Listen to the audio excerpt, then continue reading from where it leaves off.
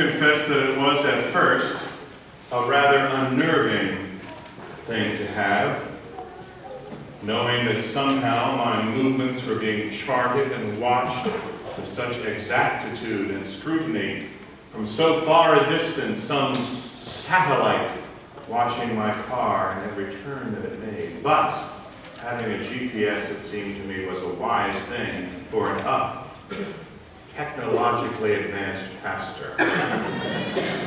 So when I first got one in my car, I thought to myself, well, being the child of the 60s, I'm not going to trust it right off the head. You know, it's an authority of sorts, so you have to doubt it. So I'll go to places that I know how to get to. And I'd plug in the coordinates of where I was going, and I would go. And of course, I knew all the shortcuts, but the GPS would take me by interstates and by these broad routes and all the rest. And I'd keep making different turns, and it would keep coming up, recalculating, you know, make a U-turn, it's safe. You know, I'd keep on going, and it would recalculate again, and turn right at 500 feet, and I'd go right by it, going to a shortcut, and I expected at any moment it would say, well, if you're not going to listen to me, why the heck did you buy me in the first place? But gradually I realized that it's real value, and it is an incredible invention. If anybody has one, you know this is true, and if you don't, you secretly want one. I know you do. I realize that it's really not for going any place that you already know how to get to.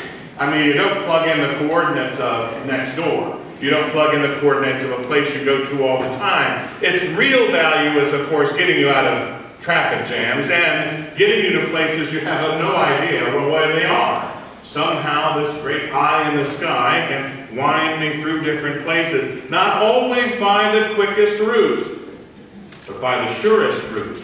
Not always by a route that after I get there I won't say, well, I know a better way to go home, or a better way to get back to where I'm going, but always by a way that will get me right to the door. It never ceases to amaze me that if I listen to Mother Acura, it will always get me right to the place where I need to be. Fascinating event. And I must admit it comes to mind on this day because I'm sure that that's what the star really was to the three wise men. It was kind of a celestial GPS. They wanted to find out where it was leading, and it guided them. It guided them right to a place they needed to be. But of course, like all such things, it would have been no use if they had already known where to go. If they had already figured it out, then they could just rush themselves off to the right place. They would need no star. They would need no help. But no, they didn't know. All they knew is that in the celestial skies, this star had appeared, and they knew it meant business, and big things were happening. And they were willing to follow its directions, even if it meant uprooting themselves and going and finding the place where it led. And when it led to this little king, what a surprise, in fact. We're in that little town of Bethlehem, in that crowded, ordinary place. Such a spectacular event. They needed the star, because they never would have suspected.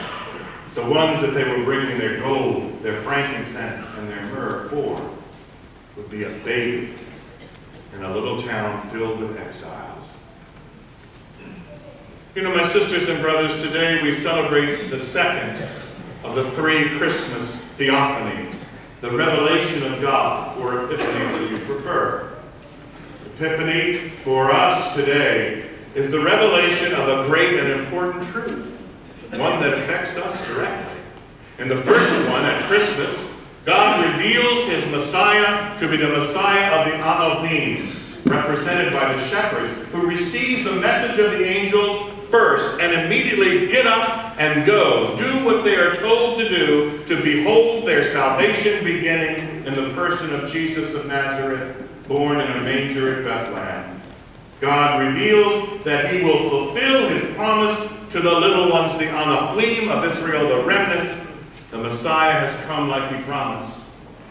But today, he also reveals that his gift, so long awaited by Israel, is also to be a gift To the rest of the world, he is to be Lord of all of the nations, and blessed be he in his most merciful way. He's included us, the Gentiles, in those children of Abraham, to receive the inheritance of this king, so that we ourselves are beneficiaries of his messiahship. We who did not wait for him, were not prepared for him, were not a part of this chosen people, have been grafted into the family. And I would suggest that as magnificent as this revelation is, we still need stars. We don't need the star in the sky if we already know where we're going.